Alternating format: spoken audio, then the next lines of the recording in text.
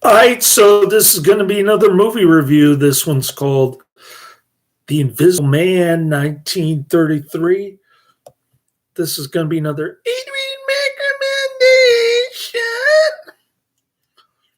Carl Lammel presents H.G. Wells' fantastic sensation, The Invisible Man, Universal Picture. Giving this one out of 5 stars. I hated this flick. I hate H.G. Wells. I hated The Time Machine. I hated this one. The only decent movie adoption of H.G. Wells was War of the Worlds. This is a boring attempt at gothic horror, in my opinion. But what do I know? I'm giving it 1 out of 5 stars. Adrian gets another turd. Just like Karate Man last night. Karate Man's back. He's hungry. He wants food. I like me some burgers. Oh, some greasy burgers with bacon. That sounds good. I'm all for it. All right. The Invisible Man is a 1933 pre-code U.S. science fiction horror film directed by James Whale, who's normally a great director. I mean, he did Bride of Frankenstein, The Old Dark House. What else did he do? Frankenstein, The Old Dark House, Bride of Frankenstein. Pretty and impressive resume of classic horror. This is probably his worst out of the bunch of what are considered horror classics. This one has got to be the worst one.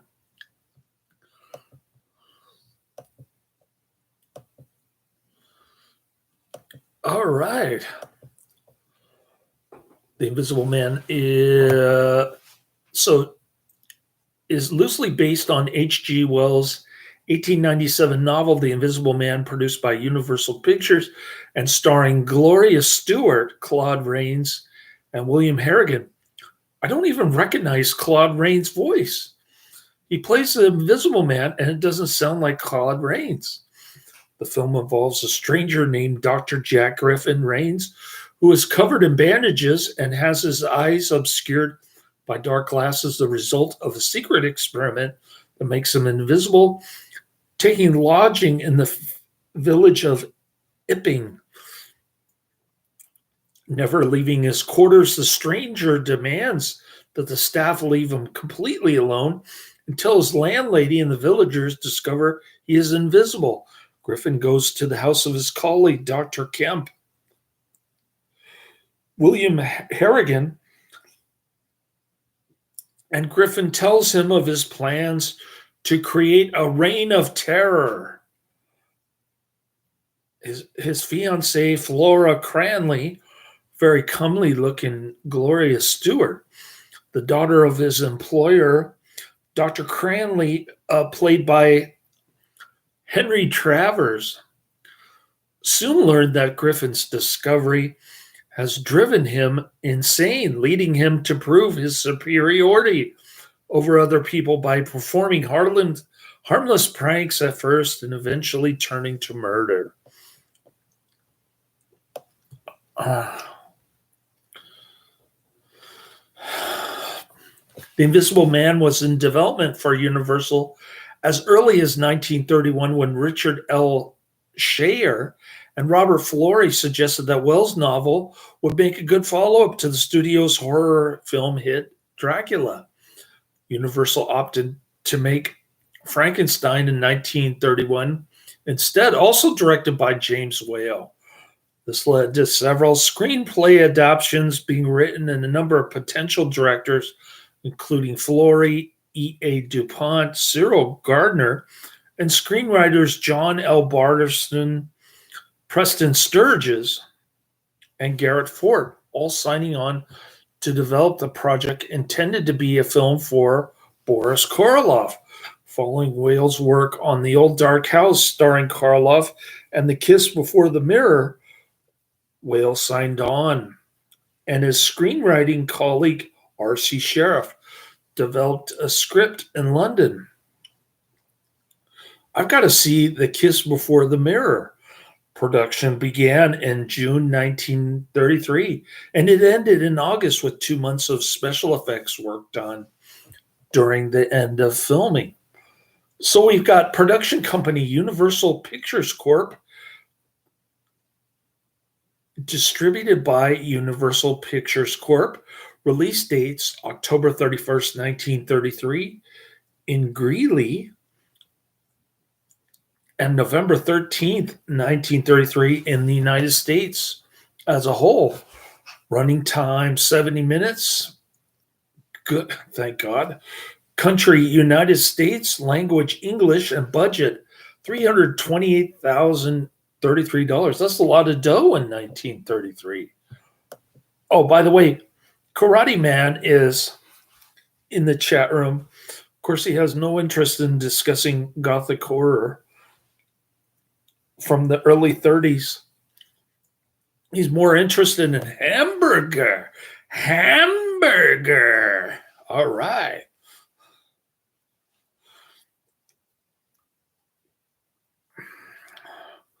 On the film's release in 1933, it was a great financial success for Universal, and it received strong reviews from several trade publications and likewise from the New York Times, which deemed it one of the best films of 1933.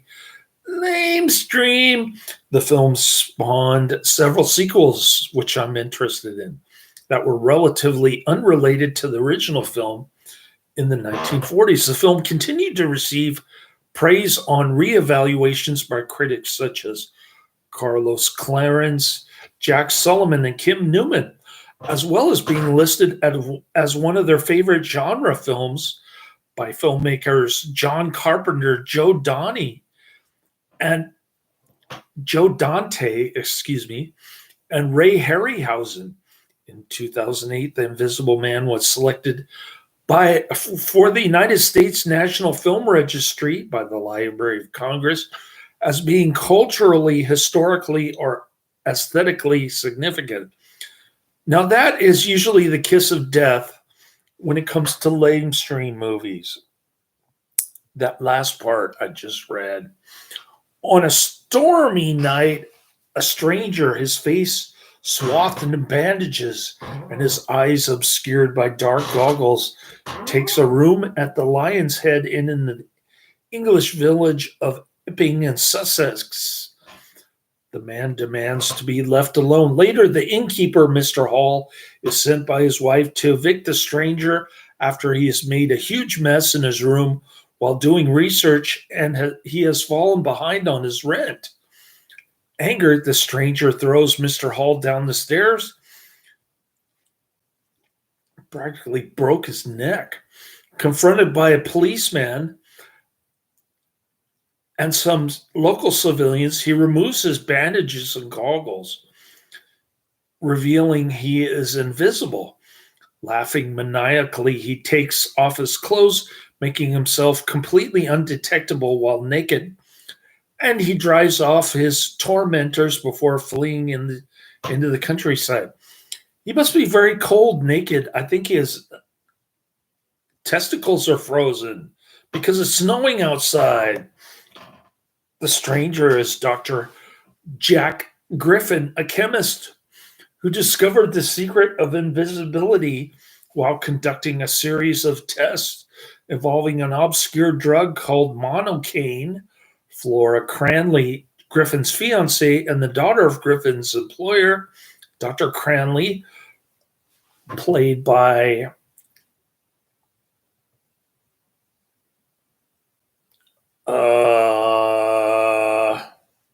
Henry Travers,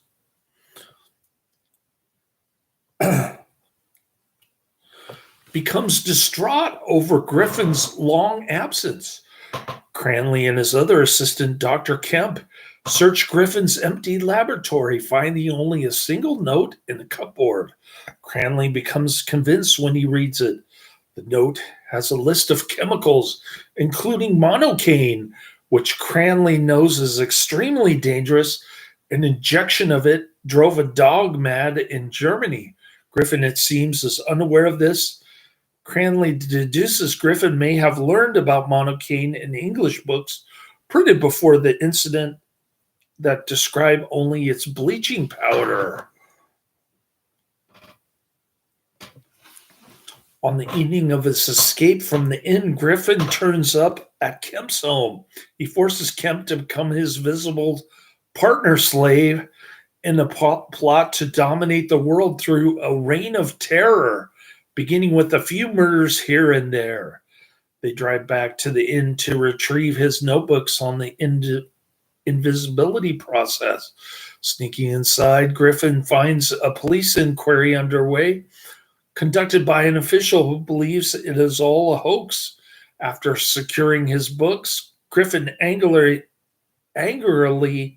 attacks and kills the officer.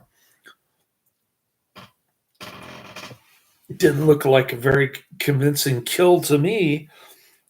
Back home, Kim calls Cranley asking for help, and then the police. Flora persuades her father to let her come along. In her absence, Griffin becomes more placid and calls her darling. When he realizes Kemp has betrayed him after the police show up, his reaction is to get Flora away from the danger. After promising Kemp that at 10 o'clock the next night he will murder him, Griffin escapes and he goes on a killing spree. Pure mayhem from the Invisible Man. He causes this is pure bedlam here. He causes the derailment of a train, resulting in 100 deaths. And he throws 2 volunteer searchers off a cliff. The police offer a reward for anyone who can think of a way to catch him. It looks like a toy train, one of those model sets you get for your as a kid at Christmas time. I haven't had a time to add memory to my list. I don't even know if it's on the 3 main streaming services, namely YouTube, Tubi, or Amazon Prime. I've been busy talking to my church friend for an hour, and I just finished watching The Invisible Man. I can't jump on all of your recommendations right away, but I will get to it when I wake up first thing tomorrow morning. Don't worry. I'll get it on my list if it's available. Talking to Karate Man in the chat room, he finally asked me if I got to one of his recommendations. I saw it, but I just haven't had time to look it up. Right now, I just want to get this movie review done and then take my little nappy poo. Feeling that Griffin will try to fulfill his promise, the chief detective in charge of the search uses Kemp as bait, and he devises various clever traps trying to protect Kemp. The police disguise him in a police uniform, and they let him drive his car away from his house. Griffin, however, is hiding in the backseat of the car, surprising Kemp. He tells Kemp that he was also following him all day while committing his crimes. He overpowers Kemp, and he ties him up in the front seat. Griffin then sends the car down a steep hill and over a cliff where it explodes on impact, killing Kemp. A very weak-looking explosion, I might add. And by the way, how can he be following Kemp and committing various crimes at the same time? That doesn't make any sense. But none of this movie makes sense. A snowstorm forces Griffin to seek shelter in a barn where he falls asleep. Later, a farmer enters and he spots movement in the hay. where Griffin is sleeping. He notifies the police, who rush out to the farm, and they surround the barn. They set fire to the building, which forces Griffin to come out, leaving visible footprints in the snow. The chief detective opens fire, mortally wounding Griffin. He's taken to the hospital, where hours later, a surgeon informs Dr. Cranley that Griffin is dying, and he is asking to see Flora. On his deathbed, Griffin remorsefully admits to Flora, "I meddle in things that man must leave alone."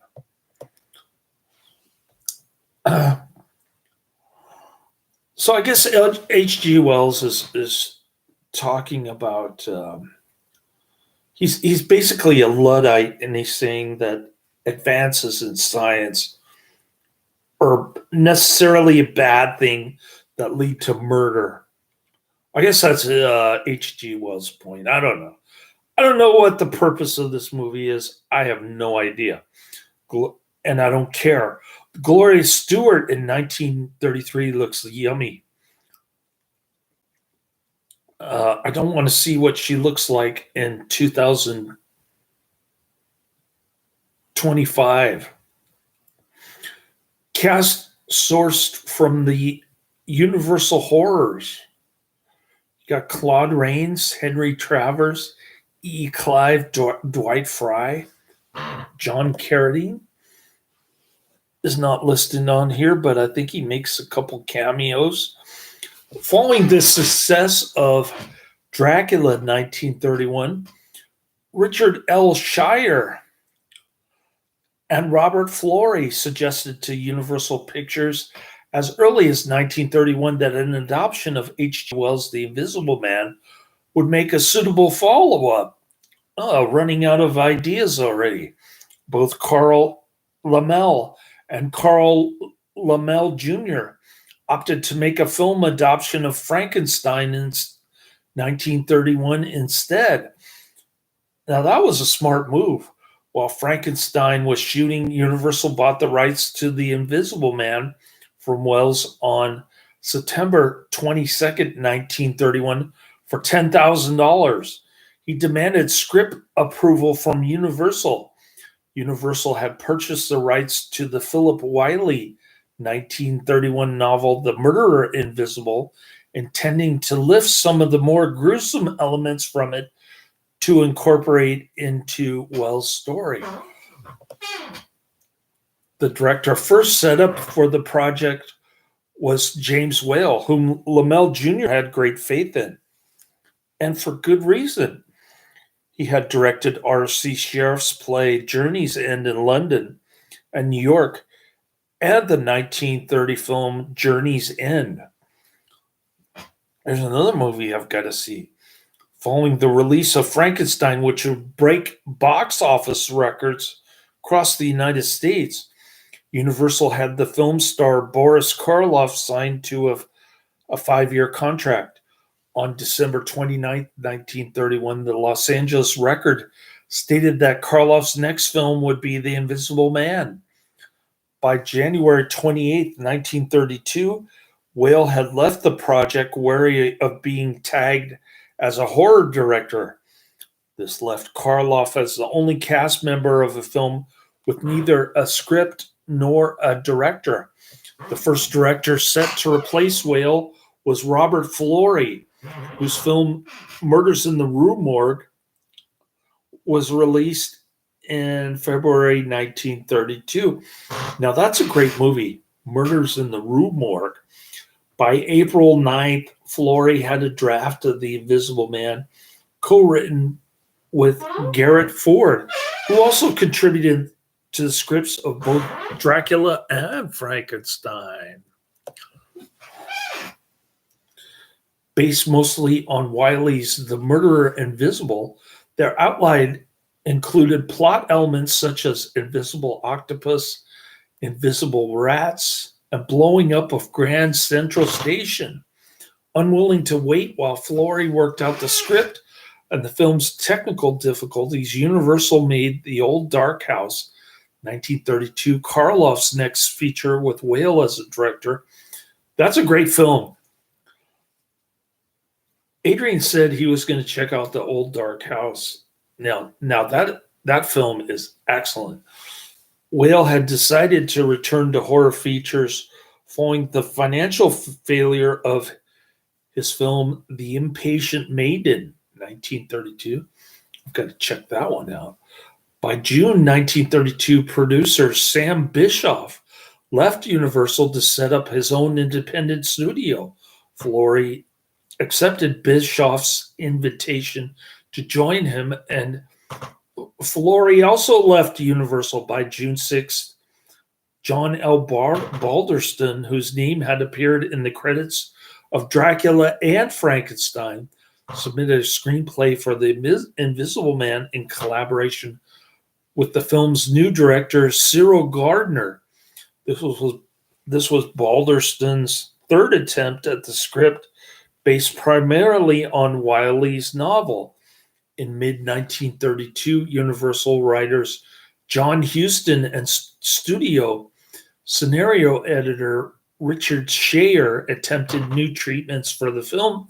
By July 18th, there was no officially approved script, and Universal loaned Karloff to MGM to shoot The Mask of Fu Manchu, another movie that I must see. By November, following the release of The Old Dark House, Whale was given set to be director of The Invisible Man, with the new script being written by Preston Sturges. Sturges' script involved a Russian chemist who makes a madman invisible to wreak vengeance on Bolsheviks who had betrayed his family. After working on the script for 8 weeks, Sturges handed in his screenplay, and Universal fired him the next day. I would have liked to have seen the Red Scare Preston Sturges version of The Invisible Man. No such luck. I'm stuck with this piece of turd that Adrian likes.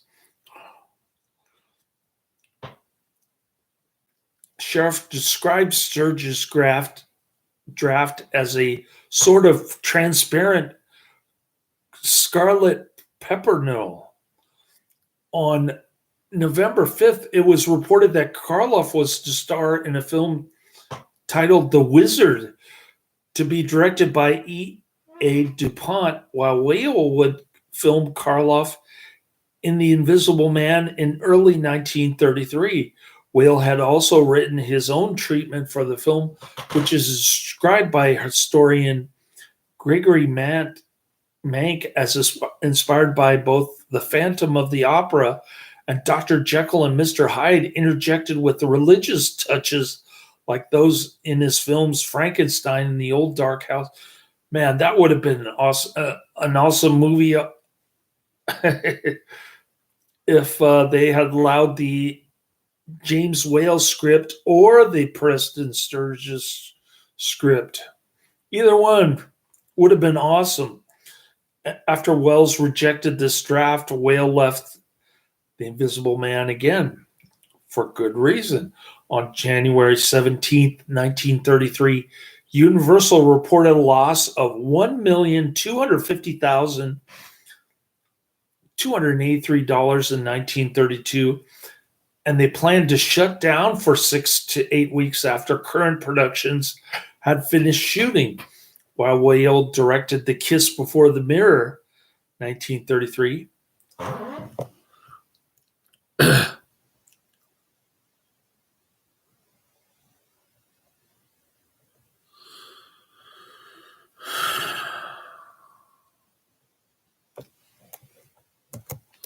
The Kiss.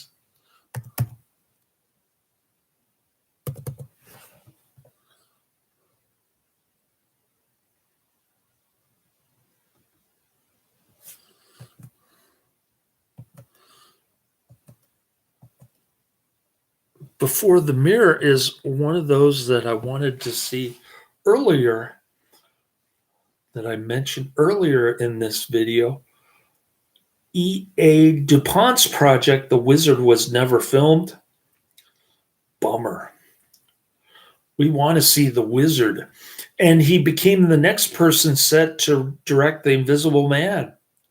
John Weld was signed to write the film's script, and John Weld browsed through several rejected drafts, including one by Laird Doyle. Weld asked for a copy of Wells' novels from Universal. As they did not have a copy, he got his own to use for source material. Yet another new writer was attached to write the script. By February 3rd, R.C. Sheriff was a screenwriter, and Wales was once again set to direct. For the third time now, I think, or is it fourth time? Sheriff worked on the script at his home in London. Sheriff disregarded Universal's request he draw material from Wiley's The Murder Invisible and the previous draft scripts. Universal Studios closed down on February 13th with only executives and a skeleton crew remaining on the payroll. Universal laid off Whale for 12 weeks before he directed The Invisible Man. Universal reported they planned on having Karloff return to The Invisible Man in May. After Universal reopened in May, they released his new film, The Kiss Before the Mirror, to critical acclaim, but it was among the studio's lowest grossing films in Los Angeles and New York. While Sheriff was completing the script, on June 1st, several trade papers announced Karloff was leaving the picture. The Hollywood Reporter reported on May 16th that Karloff was deliberately out, while Variety reported he had left the project by June 1st, citing salary issues. Wells approved of Sheriff's script, including changes such as having Griffin's drug monocaine not just make him invisible, but also drive him into insanity. I don't like that change. I do not like this movie. Sheriff recalled that Wells agreed with me entirely that an invisible lunatic would make people sit up in the cinema more quickly than a sane man. I don't know about that. I really don't. It didn't appeal to me whatsoever. Sheriff completed his draft and returned to Hollywood in June 1933. Some sources, including Phil Hardy's book, Science Fiction, and Carlos Claren's An Illustrated History of the Horror Film, state that Wiley revised Sheriff's final draft, while the authors of the book, Universal Horrors, found no evidence to support this claim. Too many draft rewrites, too many director changes. This film is a mess. Hey, Adrian's in the chat room. Hey, Adrian, I want my $3.79 back.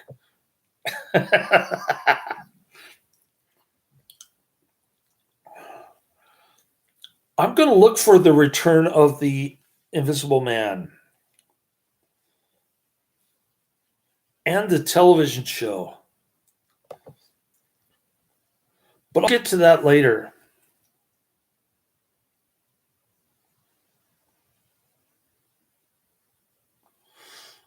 Whale considered calling Clive for the film's title role, but he thought of actor Claude Rains, whom he met at a London performance of the Insect play in 1923. At that time, Rains' career was as a stage actor in New York and London, and Universal discouraged Whale from casting him, not wanting an unknown actor in the lead. Rains had been earning so little money from his work on stage, he was considering leaving the theater completely, as he had recently bought a farm in New Jersey.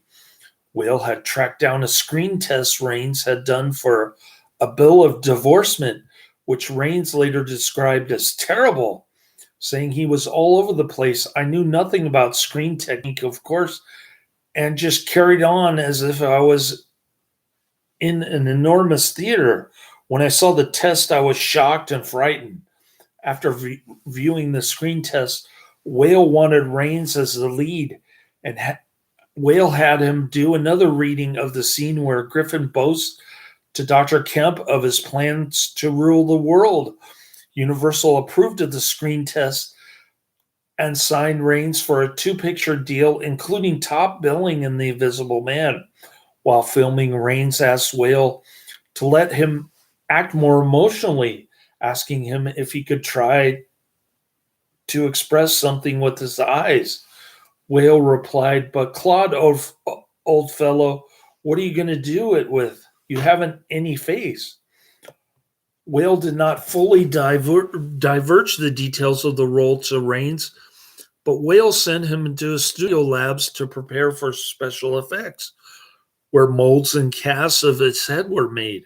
Gloria Stuart, who had worked with Whale in The Old Dark House and The Kiss Before the Mirror, acted in the role of Flora Cranley. Oh, I've got to put Gloria Stewart's name.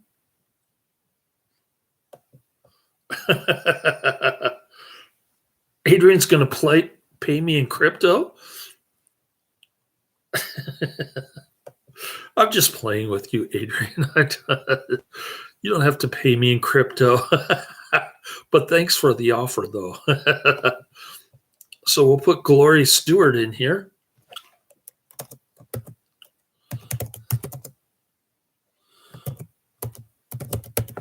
Gloria Stewart is the reason to watch this.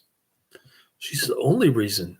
And it's pre-code, but of course she doesn't get naked.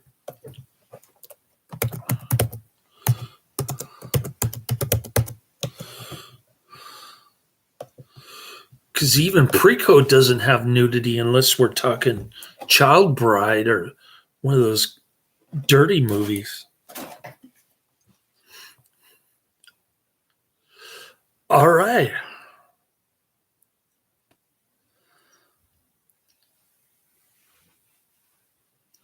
Stuart reflected on working with Rains and found him to be difficult, saying he was multi-difficile.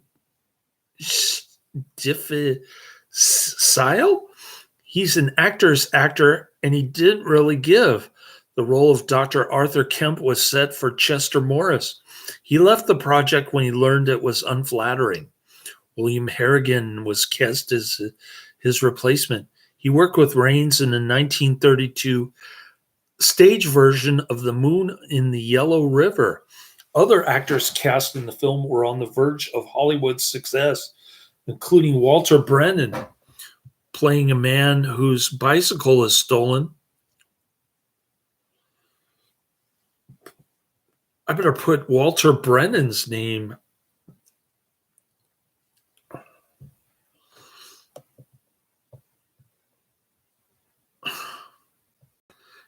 Emmanuel.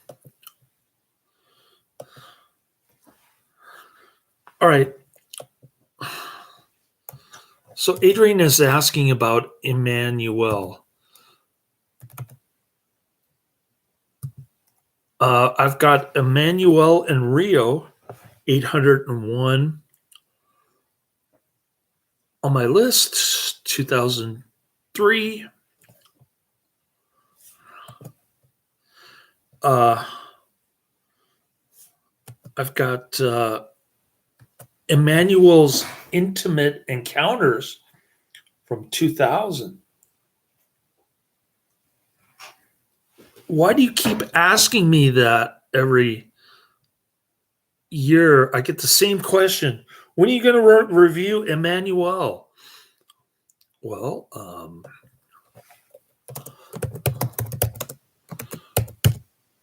can you send me the links to the streaming versions? Are you talking 1M or 2Ms? They're almost impossible to find on the streaming. Yeah, Emmanuel in Thailand. Where do I find that? How am I supposed to watch it? You expect me to buy the DVD? Forget it. All right.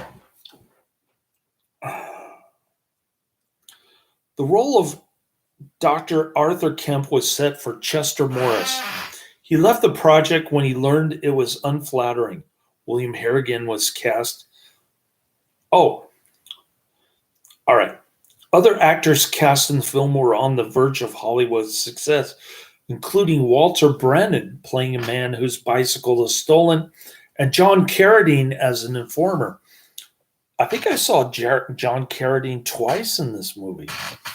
Among the crew, cinematographer Arthur Edison had worked with Whale on Waterloo Bridge, 1931, Frankenstein, the Impatient Maiden, The Old Dark House. Heinz Rumfeld composed the score for The Invisible Man. He would later score Dracula's Daughter, The Black Cat, and he won an Academy Award for Yankee Doodle Dandy. These are all great films here. I better give Heinz Romheld credit for the score.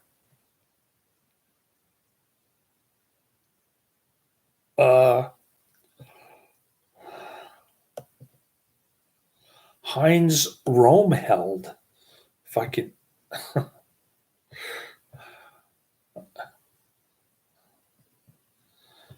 If I can just hover over his name, do the copy and paste thing.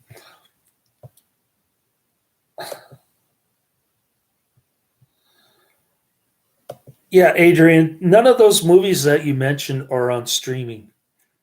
None of them are on YouTube, Tubi, or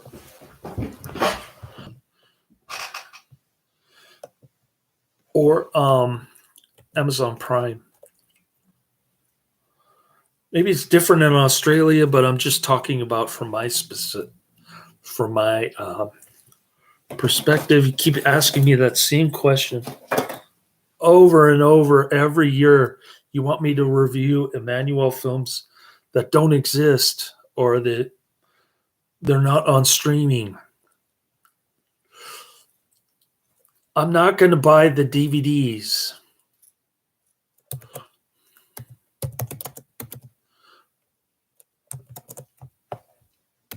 All right. Heinz Romfeld. Got Walter Brennan.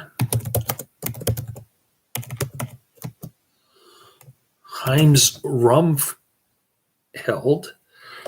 All right.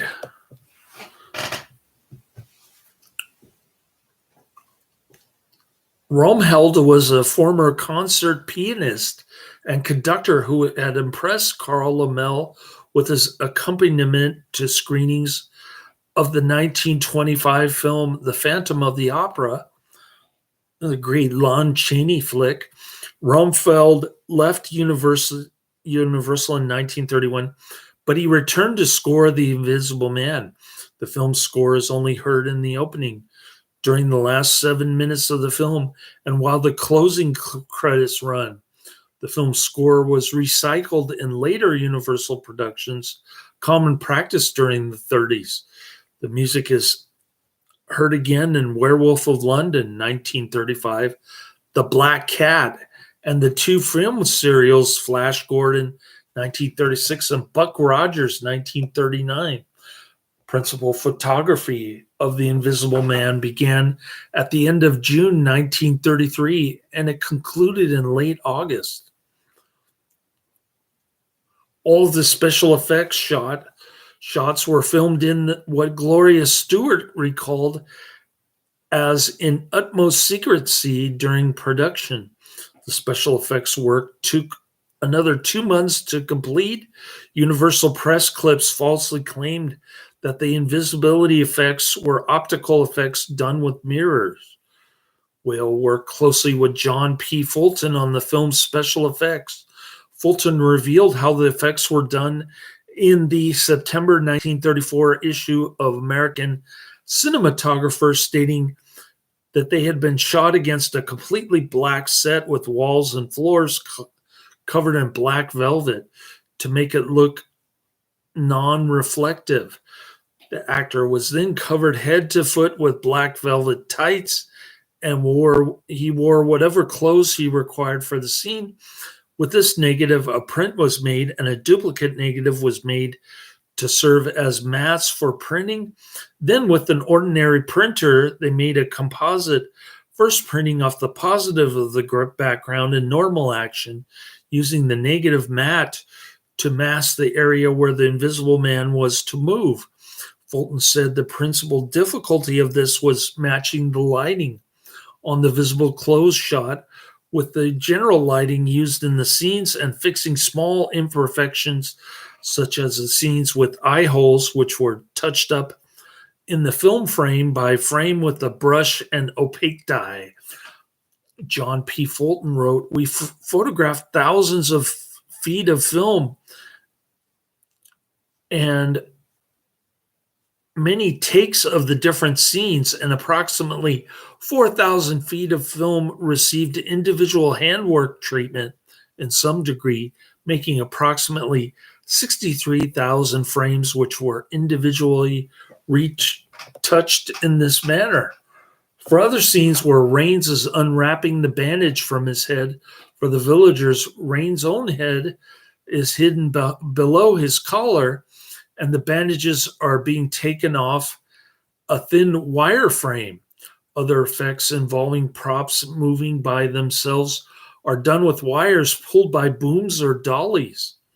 John P. Fulton explained the mechanics of the scene where footprints in snow reveal the Invisible Man's presence and path. As other actors appeared in these shots, we could not make the footprints appear by using stop motion. So instead, we dug a trench along the line where we wanted the footprints, and we covered the trench with a board in which the footprints had been cut. The footprint openings were filled with wooden outlines which had been cut to make the footprints. These were supported by pegs extending to the bottom of the trench, and a rope was looped around the pegs so that pulling upon it would pull out the pegs, and it would cause the outlines to drop away from the board. The board was then covered with the snow material, and as we shot the scene, we pulled on the rope, pulling out the pegs and causing the snow to drop down through the holes, giving us perfect footprints. The film's final cost, after Fulton finished the special effects, was $328,033. This is a pretty cool looking pre-release teaser poster. Catch Me If You Can, The Invisible Man. Following the October 26th press screening, a reviewer for The Hollywood Reporter praised the film, declaring it a legitimate offspring of a family that produced Frankenstein and Dracula. And The Hollywood Reporter predicted it would fare better than either of its predecessors. The review specifically praised the work of Whale, Raines, and Sheriff. The Invisible Man was screened on October 31st, 1933 at the Kiva Theater in Greeley, Colorado. Other premiere screenings took place in Chicago, where it premiered at the Palace Theater on November 10th, in New York at the Roxy Theater on November 17th, and Los Angeles at the RKO Hill Street Theater on November 17th. Universal Pictures distributed the film theatrically. When the film played in Los Angeles at RKO Hill Street, it played to nearly empty houses. It performed far better at New York's Roxy, where it earned $26,000 in its first 3 days. It broke records at the New York Theater for their 1932 to 1933 season. 80,000 patrons saw the film in 4 days, with $42,000 being collected there during the week, leading to the film to continue screening for a second week. The film moved to 2 theaters in New York, the Radio City Roxy and the RKA Palace, where it continued to perform well. The Invisible Man never performed well in Los Angeles during its initial release, where it grossed $4,300 in 1 week. Overall, the authors of Universal Horrors described the film as a big success at the box office. The film opened in London on January 28, 1934, at the Tivoli Theatre, where it was an enormous hit. The total gross of The Invisible Man is unknown. In 2000, Universal released The Invisible Man on VHS and DVD as part of their Classic Monster Collection, a series of releases of Universal Classic Monsters films. In 2004, Universal released The Invisible Man, The Legacy Collection on DVD as part of the Universal Legacy Collection. The 2-disc release includes The Invisible Man, along with The Invisible Man Returns 1940, which Adrian mentioned, The Invisible Woman 1940, Invisible Agent 1942, and The Invisible Man's Revenge 1944, as well as a short documentary, Now You See Him, The Invisible Man Revealed, hosted by film historian Rudy Belmer. In 2012, Universal Studios celebrated its 100th anniversary, and it released a restored version of The Invisible Man, as it had done for Dracula, Frankenstein, and Bride of Frankenstein.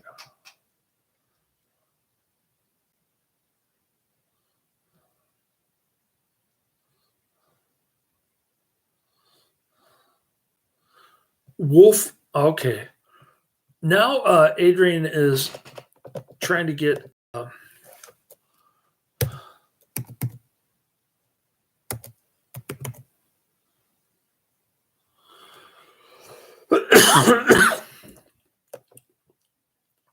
Wolfman versus Frankenstein. Are you talking about Frankenstein meets the Wolfman? I guess that's what he's talking about. Adrian's trying to get clever here with his movie names. Wolfman versus Frankenstein. What?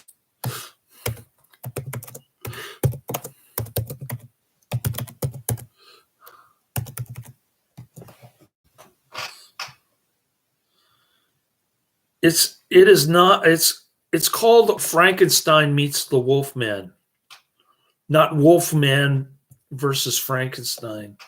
And I do have it on my list at 1,353 already.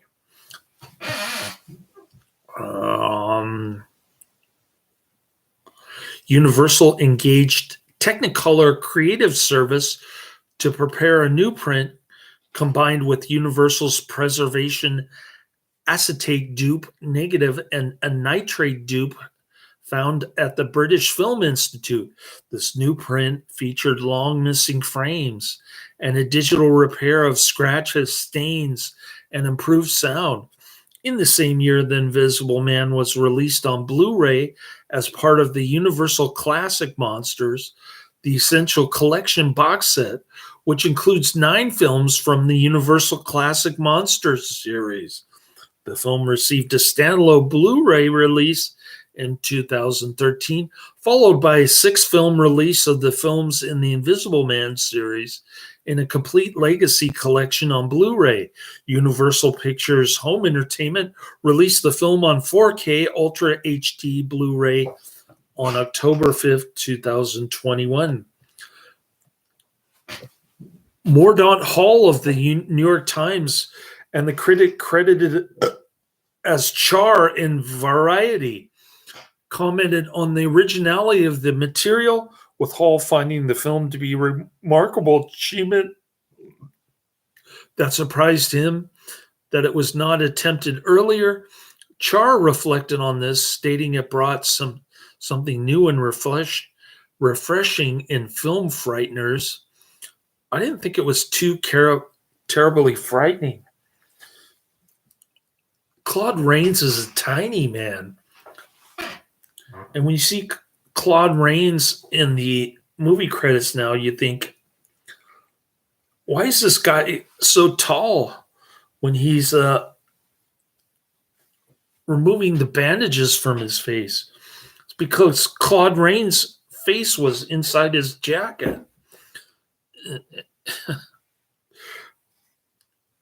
Critics also praised the crew, such as Thornton Delahanty of the New York Post, who referred to the film as one of the best thrillers of the year, complimenting the work of Sheriff and the quality of awesomeness and suspense Whale provided. Kate Cameron of the New York Daily News gave the film a 3.5-star rating, praising Rains' performance, stating, "His voice carrying a sinister note that is very effective in this kind of horror role," and declared the film to be the one that should not be missed. More general praise came from other publications. From Film Daily wrote, "It will satisfy all those who like the bizarre and the outlandish in their film entertainment." And John Mosher of The New Yorker called the film a bright little oddity. The New York Times placed the film at number 9 on its 1933 best 10 best list. The New York Times placed the film at number 9 on its 1933 10 best list. In his 1967 book, The Illustrated History of Horror and Science Fiction Films, Carlos Clarence praised the film, stating that the scene where Griffin first flaunts his invisibility is the kind of cinema magic that paralyzes disbelief, and it sets most skeptical audience wondering. Clarence noted that not only is this show a technical tour de force, The Invisible Man also contains some of the best dialogue ever written for a fantastic film. Jack Sullivan wrote in the Penguin Encyclopedia of Horror and the Supernatural in 1986 that the gags in The Invisible Man were the opposite of strained, noting that Griffin singing wearing only his pajama pants was a piece of unabashed prankishness, but it's also something beyond that. The sudden eye-opening enchantment of the scene is worthy of Grimm's or L. Frank Baum, concluding the scene was the perfect image to define Whale's lightly horrific fairy tale magic. In Phil Hardy's 1984 book, Science Fiction, he praised Fulton's special effects as deservedly widely praised, noting that they still create a primitive sense of amazement and wonder. While describing the screenplay as slow-moving, he felt that that's an understatement. He felt that Whale's impish sense of black comedy remains a delight. In Kim Newman and James Marriott's book, The Definitive Guide to Horror Movies, 2006, Marriott praised the film as a perfectly judged marriage of menace and comedy anchored by superlative special effects and a bravura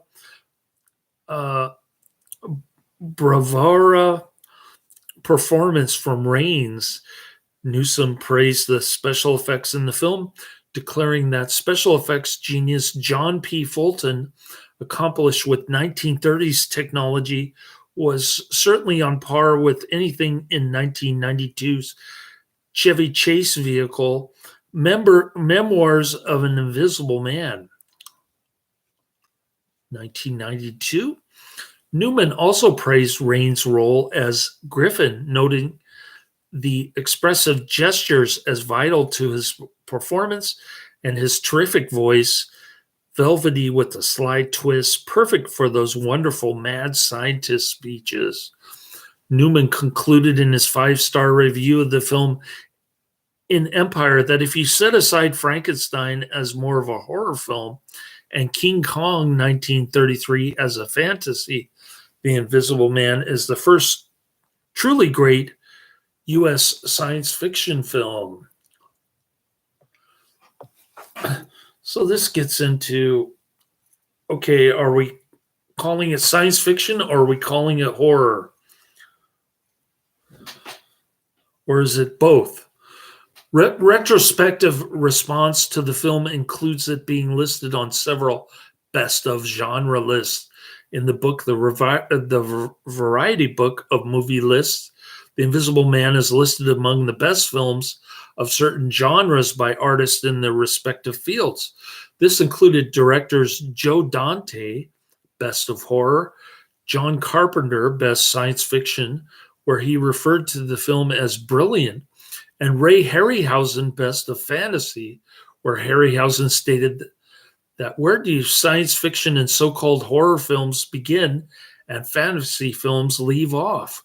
Surely they must overlap. In Phil Hartley's Science Fiction 1984, when critics were asked to list the greatest science fiction films of all time, critic Dennis Gifford included it in his top 10. In 2008, The Invisible Man was selected for inclusion in the United States National Film Registry by the Library of Congress as being culturally, historically, or aesthetically significant, which is not necessarily a good thing. Universal revived an Invisible Man character for future films, but they did not attempt to connect the films with any direct storyline as they had done with their films The Mummy or Frankenstein. Examples of these connections include The Invisible Man Returns, where the character Jeffrey Radcliffe, played by Vincent Price, receives the invisibility formula from Dr. Frank Griffin, John Sutton, a relative of Jack Griffin from the first film, An Invisible Agent, where Frank Raymond is the grandson of Jack Griffin. In The Invisible Man's Revenge, the screenplay does not connect Robert Griffin with the previous Griffins who either created, understood, and or operated with the invisibility formula. Universal Pictures first announced the development of The Invisible Man Returns in March 1939. Around the time Son of Frankenstein, 1939, had been performing decently at the box office. The Invisible Man Returns was distributed theatrically on January 12, 1940. The Invisible Man character shows up in Son of the Invisible Man, one of the episodes of the film Amazon Women of the Moon, 1987, which is a horrible movie. The scene is directed by Carl Gottlieb, and it features Ed Begley Jr. in an inn similar to the 1933 film where he only thinks he is invisible. Excuse me. Rain's career benefited greatly from his role in the film, allowing him to become one of Hollywood's most valuable actors. It led to roles that Newman praised as everything from The Adventures of Robin Hood in 1938 as Bad King John to Casablanca in 1942. In his 1934 autobiography, Wells only mentioned the film version of The Invisible Man briefly, stating that it was a tale that, thanks largely to the recent film produced by James Whale, is still read as much as it ever was. Reflecting on her work at Universal, Gloria Stuart described working at the studio as very low quality, noting how ramshackle it was with makeup rooms and wardrobe areas being very, very primitive, and that apart from the films she made with Wales, she declared all her work at Universal was terrible and real B stuff, noting that the cast and crew working at Universal considered it slumming.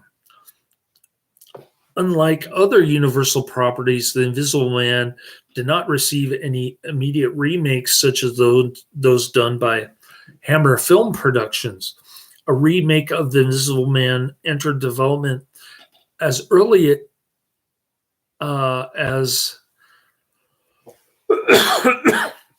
or as late as February 2016, when Johnny Depp was announced to star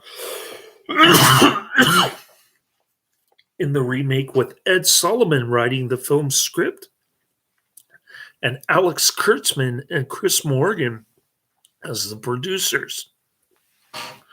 Kurtzman and Morgan moved on to other projects the following year. On November 8th, in 2019, Universal began production on the new Invisible Man that was written and directed by Leigh Whannell and produced by Jason Blum, starring Elizabeth Moss and Oliver Jackson Cohen as the titular character. When a trailer for the film was released in December the same year, Robert Moran of the Sydney Morning Herald commented that it met with the kind of confusion that would rattle a filmmaker, not to mention a studio. It seems monster movie fans, long attuned to the bandage-wrapped antics of the Invisible Man of yore, weren't expecting Warnell's allegory on domestic violence trauma. Whannell commented on his change from the norm on the style, explaining that he knew there was going to be some backlash against the film as he was modernizing it and centering it not around the Invisible Man, but his victim. Whannell compared the Invisible Man film to the popular image of the character. The iconic image of the Invisible Man is one of a floating pair of sunglasses, I knew I had to move it away from that. Whannell's The Invisible Man was released on February 28th, 2020. All right, so I'm going to get all the Invisible Man sequels, the remake, and the television show for you, my fans who have left the chat room. Oh, Adrian's still here. Never mind. Nope, he's not. He left. All right. The Invisible Man, 1933, 1 hour, 11 minutes.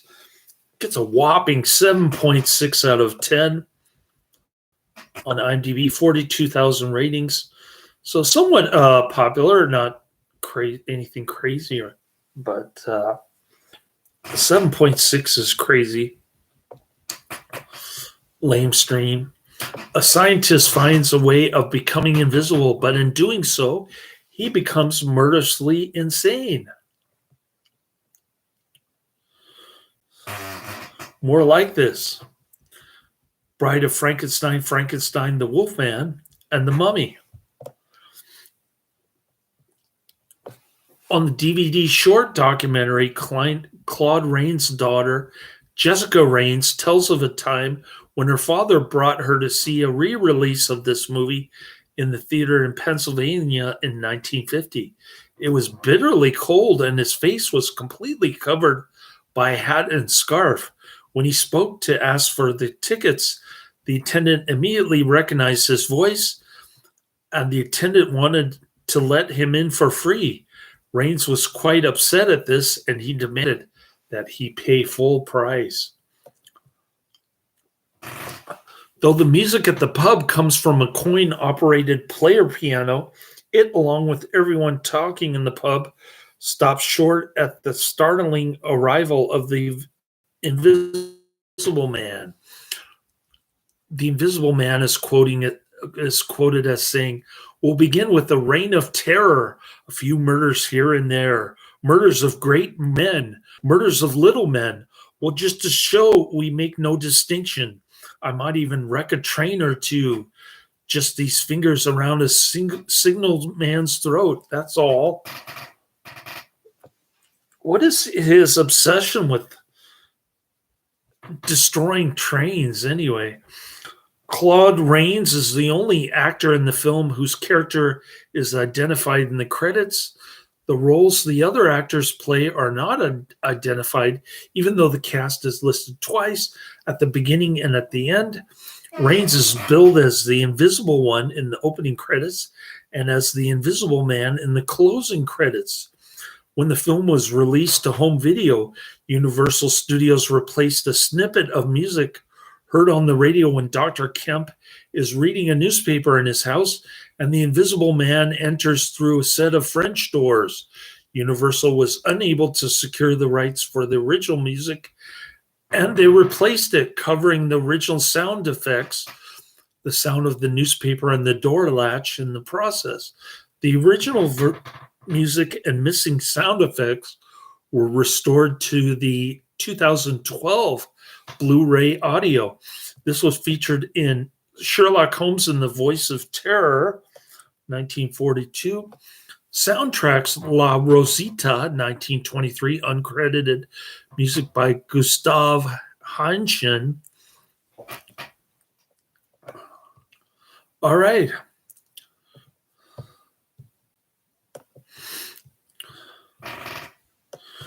Here's a review from Area 01, which is somewhat flattering, or very flattering compared to my review. I hated this flick. I thought it was boring, slow, and I just hate H.G. Wells in general.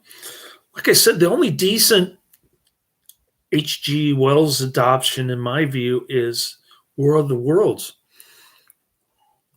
That's it. Area 01.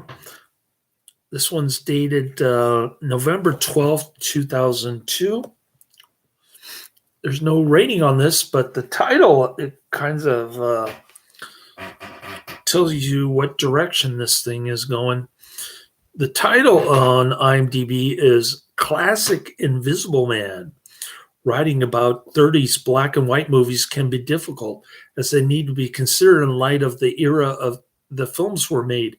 You have to adopt the mindset of someone viewing it for the first time without the baggage of umpteen remakes and special effects improvements to remain objective. Here goes. Claude Rains does a good job with a mainly speaking part, lots of emotion and command there. Una O'Connor as the innkeeper's wife does a bit too much shrieking for my liking, but required reaction acting fodder for the time, I assume. The effects still hold up and must have been cutting edge at the time. The storyline covers all the basics of the Wells novel: quest for knowledge and power, alienation and drug-induced madness. It's an enjoyable watch with good pacing and steady performances throughout, a sort of lazy Sunday afternoon type of movie. Universal's take on a British pub raises a smile, with some fantastic-looking weathered-faced locals populating the place. I love the way the gag with the local fake playing a coin-driven piano gets a roaring laugh, as if that's the first time the pub's drinkers have seen it. However, the British film industry was putting out the same type of stereotypes, so Universal can be forgiven there. Part of sci-fi horror movie making history, and worth watching for this fact alone. Okay. So I sat through this turd movie. I did my rant review. I just can't get into H.G. Wells. I don't know what it is. H.G. Wells was a socialist. And I don't know why people love him so much. I don't get it. I just don't get it.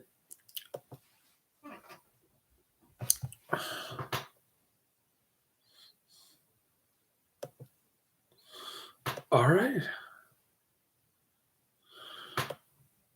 Let's go down the list, shall we? Spontaneous Combustion. 1990 is the top of my list. I'll review that tomorrow. That looks like an Adrian recommendation. Then we've got the Specialist 1994. Of course, that's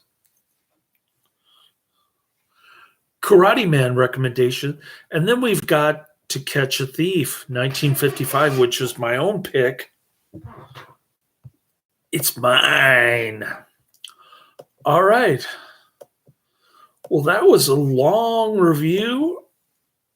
The two Australian mates were in the chat room, and Adrian wanted to talk about Emmanuel and Frankenstein meets the Wolfman. Karate Man wanted to talk about memory, and nobody wanted to talk about the Invisible Man except for Adrian.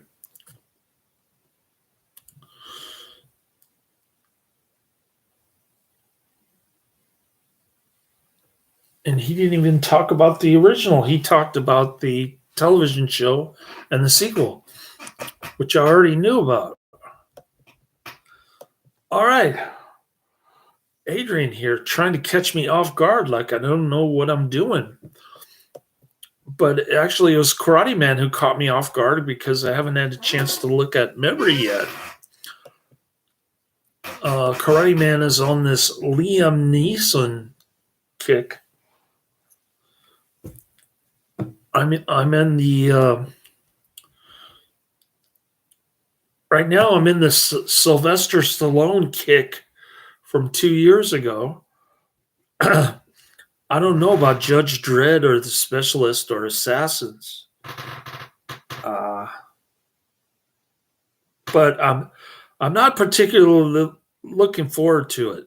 Let me put it to you that way.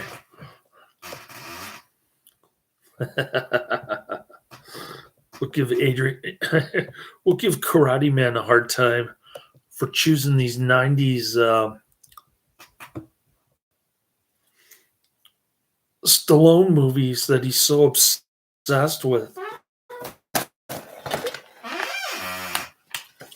Him and Rambo Raff for life.